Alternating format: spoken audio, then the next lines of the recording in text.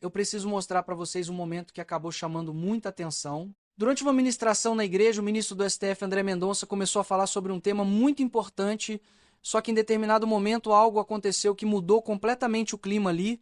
Quem estava presente percebeu na hora, e desde então esse momento começou a repercutir bastante. Que a partir do nosso caráter, esse país vai mudar. Meus irmãos, eu chego a ter vontade de chorar com esse dia, com esse país respirando a Cristo.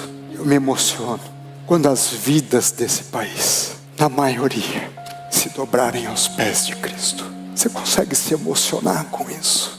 Você consegue ver a diferença e a grandeza disso? Você tem a dimensão do que isso significa, mas também tenha senso de responsabilidade do que isso significa. Porque, como dizia Paulo, convém que Jesus cresça e que eu diminua. Agora a perspectiva entre vida e morte muda. Porque para mim viver é Cristo e morrer é lucro. Mude. Transforme a vossa mente. Mas mais do que isso, em quarto lugar, o crente é cheio do Espírito Santo. E nós presbiterianos, às vezes não trabalhamos bem isso. É impressionante. Deixa eu te dizer uma coisa, meu irmão e minha irmã. O Espírito Santo tem que ser essa força motriz. Tem que ser esse companheiro permanente. Tem que ser a pessoa da Trindade que vai te acompanhar no dia a dia e vai te fazer ver coisas que só quem vê pelo Espírito vê. Me impressiona essa igreja, reverendo Arival, porque ela faz coisas impossíveis. É obra daqui, é televisão dali, é poço furando acolá. E acho que se for contar antes, pelo poder da racionalidade humana, não fecha. Meu irmão e minha irmã, faça isso na sua vida. Seja cheio do Espírito Santo.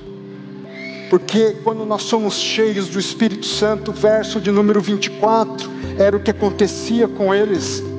Eu não vou poder passar muito nos textos, mas está tudo lá. Está tudo nesse texto aqui. Nós temos Santa Ceia e eu tenho que terminar o sermão mais ou menos no horário para o reverendo Arival.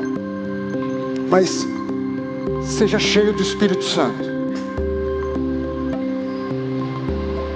Eles eram repletos do Espírito. Quinto lugar, o crente é batizado no Espírito Santo. Está lá no verso 16 de capítulo 11 de Atos. Você não foi batizado só com água. Deixa eu te dizer uma coisa. Você foi batizado no Espírito Santo. Entenda isso. Peça para Deus que esse batismo que você recebeu te potencialize cada vez mais numa relação de amizade com o Espírito Santo de Deus. Em sexto lugar, o crente passa por tribulações. Está lá no verso de número 19. Então os que foram dispersos por causa da tribulação. Veja, no momento que eles estavam sendo reconhecidos como cristãos, eles estavam passando por tribulação. Essas provas, esses testes virão sobre nós. Por vezes nos farão tornar dispersos, nos farão buscar outras alternativas.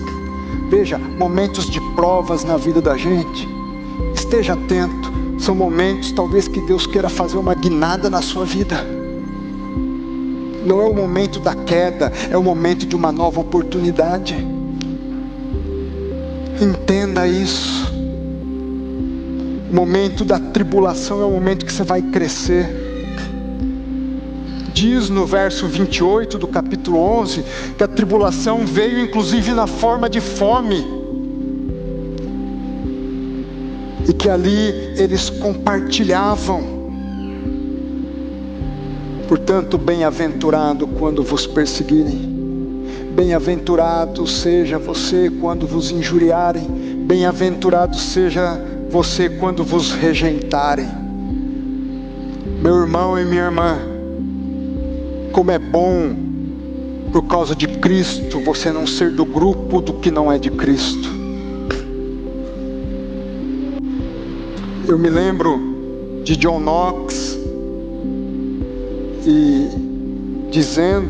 conversando até outro dia com o reverendo Arival e lendo a biografia dele, ele dizendo: meu irmão e minha irmã, a partir de John Knox, se você estiver sozinho, mas estiver com Deus, você será a maioria. Passe sozinho, se for o caso, pela tribulação, desde que com Deus. Agora, cuidado se você estiver em outros caminhos, cheio de festa, cheio de amizades, cheio de companheiros, mas sem Deus. Porque sem Deus, ainda que todo mundo esteja com você, você está só. Não tenha medo de passar sozinho pela tribulação, se você estiver cheio do Espírito Santo de Deus. Em sétimo lugar, o crente é aquele que anuncia a palavra. Está lá nos versos 19 e 20. E eu não estou anunciando a palavra. Meu irmão e minha irmã, esse Brasil, com maioria evangélica, precisa de você anunciando a palavra. Se você anunciar a palavra, não será em 2032, será antes. Você anunciando a palavra pelo poder do Espírito, será antes. Anuncie com sabedoria, anuncie com vigor. Verso 26 diz que eles anunciavam a uma grande multidão. Olha que beleza essa tecnologia. Você às vezes está fora do país ouvindo a palavra de Deus aqui. Num culto como esse, somos alguns milhares aqui e outros milhares pela internet. Propaguemos a palavra. Dê testemunho através da palavra. Mas não só. Em oitavo lugar, o crente dá testemunho de vida, de comportamento. Verso de número 22. A notícia a respeito deles chegou aos ouvidos dos que estavam na igreja em Jerusalém. Quais têm sido as notícias sobre o seu comportamento?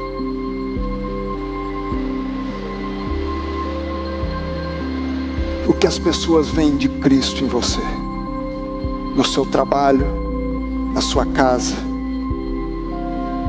no trânsito, onde quer que você esteja. Não adianta falar com a boca, se não se fala com a vida. Diz um grande pregador que o que nós fazemos fala tão alto que as pessoas não conseguem ouvir o que nós falamos. Fale com a palavra, mas fale com a vida. Dê testemunho do que é ser crente, do que é ser cristão. Nono, o crente é amado por Deus. Versos 21 diz que a mão do Senhor estava com eles.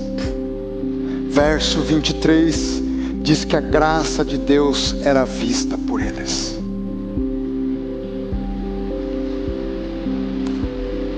Décimo lugar, o crente é perseverante. Está lá no verso de número 23, que eles perseveravam, eles permaneciam com firmeza de coração nos caminhos do Senhor. Mesmo diante das perseguições, mesmo diante das tribulações. 11º lugar, o crente é solidário. O crente não é mesquinho. Eu não conheço crente que é pão duro.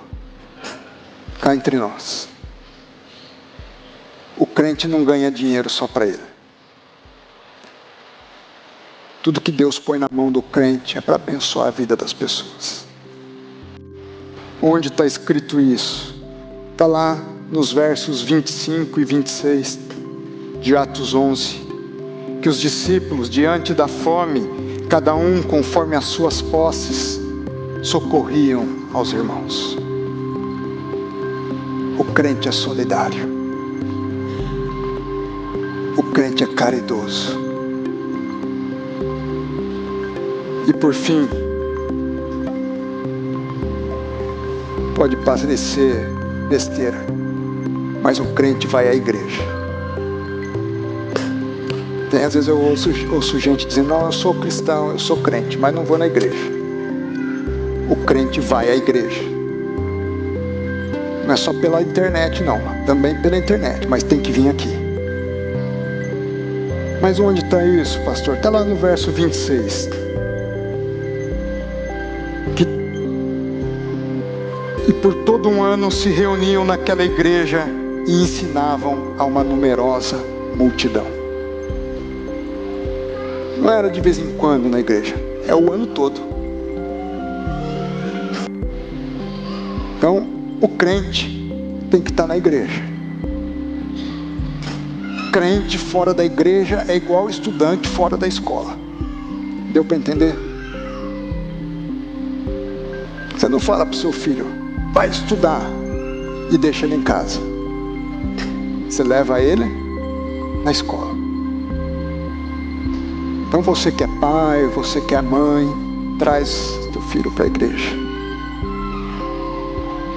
E vem para a igreja. E busque a palavra. E busque o Espírito. E busque a Deus. E anuncie o Evangelho.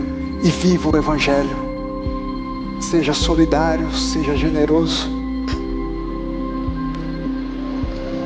Tenha uma vida com Deus. Crente é aquele que vive com Deus, para Deus e para a glória de Deus. Meus irmãos, o que significará sermos reconhecidos como a maioria no Brasil? Como é que você vai responder a isso? Como eu e você respondemos a isso? Deve significar, e aqui eu concluo, que a partir do nosso caráter, da nossa marca, do nosso comportamento, da nossa mudança, do nosso padrão de vida, do nosso modelo, da nossa imitação a Cristo, esse país vai mudar. Amém? Amém, meus irmãos. Meus irmãos, eu chego a ter vontade de chorar nesse dia, com esse país respirando a Cristo. Eu me emociono quando as vidas desse país, da maioria, se dobrarem aos pés de Cristo. Você consegue se emocionar com isso? Você consegue ver a diferença e a grandeza disso?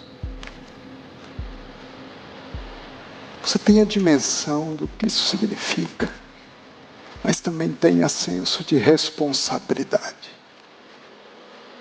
do que isso significa.